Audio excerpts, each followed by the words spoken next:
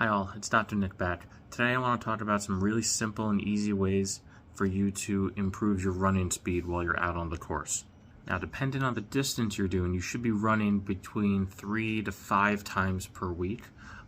Those longer, if you're training for a longer obstacle course race like an ultra or beast, you should be running a little bit more frequently throughout the week to build up your mileage as a whole. Now, the mileage is only one part of the run. The speed component is another whole entire thing. And that's what this video is going to be about. Talking through how you can run faster out on the course. Now, the first method to do this is to incorporate tempo runs throughout the week. Now, a tempo run is exactly what it sounds like. You are running at a faster pace than your slower runs for about 20 to 40 minutes. And this should be comfortably hard, which means you should be breathing a little heavy.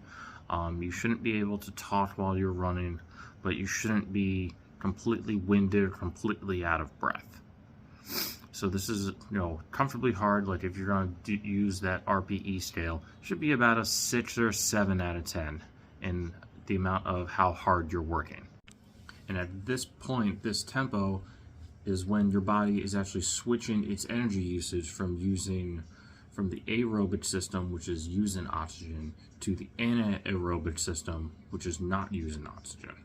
Now, why is this important? Now, it's at this point where you start to build your lactate threshold, which is the point at which that your body starts to accumulate lactate in the body, which is one of the causes and one of the concerns for fatigue, when your muscles start to get sore and stiff and you start to slow down. Now, by building up your lactate threshold during these tempo runs, what you're doing is you're allowing your body to go harder for longer.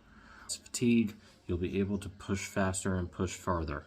Now, I'm not saying that there won't be any buildup of these substrates in your muscles. This is going to happen, but by training at this tempo pace, you'll be able to kind of delay, you'll be able to delay the buildup. So, which means is, that, you're going to hit that threshold later and later in your runs before you start to fatigue, which is great. Now, the pace you want to be running at is kind of between, again, that comfortably hard. So, where you push yourself just a little bit, but not to the point where you're going to burn out too quickly, and you should be able to sustain that. Between, if you're just starting out, start at about, 15 to 20 minutes. You want to sustain that pace where it's, where it's comfortably hard. And then week by week, you build up that pace to, 22 minutes, 25 minutes, whatever. Until you're able to, come race day, you're able to maintain that pace for for the entire distance that you're running. Now, another great way to build up your running speed is to run on hills, which sounds terrible, but it's a great tool to build up speed. First off, it's basically you're doing some strength training while you're running. So this is going to be a great carryover effect between, running and training and then running during the race. And a lot of obstacle course races, they're on hills. So the way you prepare is going to, carry over much more effectively than if you're just running on a straight, flat ground. So running on hills is a great way to, get your body used to the demands of the course.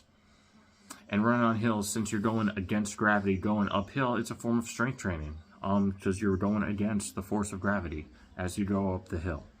So if you're short on time and don't like, working out at the gym, you can always run some hills for some additional strength.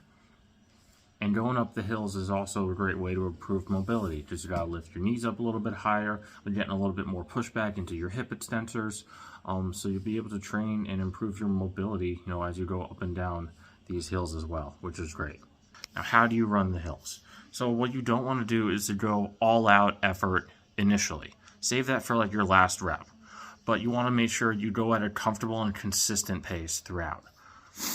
So like I mentioned in the tempo runs, you're going at that consistent and good pace. You're building your anaerobic tolerance. So you're building that lactate threshold when you're going and running up the hills. Now, since hills can be considered a form of strength training, they are pretty strenuous. So I wouldn't do them more than about once a week.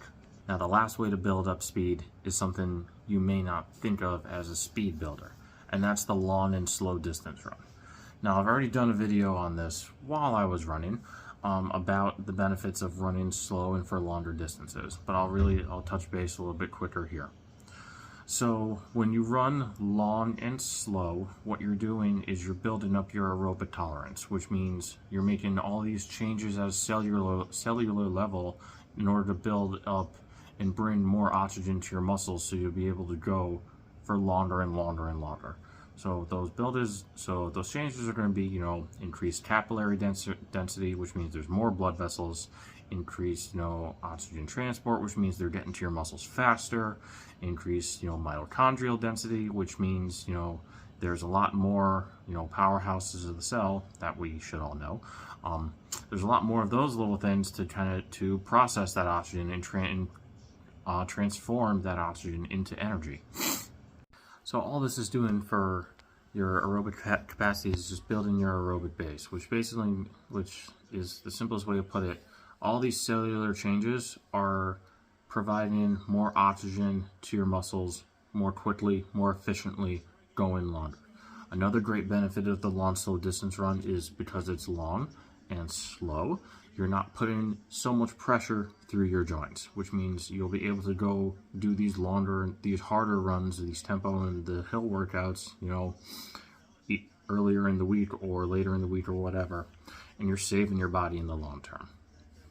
So those are the three really great ways for you to build speed. There's the tempo, there's hills, and then there's a long, slow distance. Again, don't forget to like, subscribe, share the video with someone who may need it. Give them a try, incorporate it into your program, and we'll see you on the course.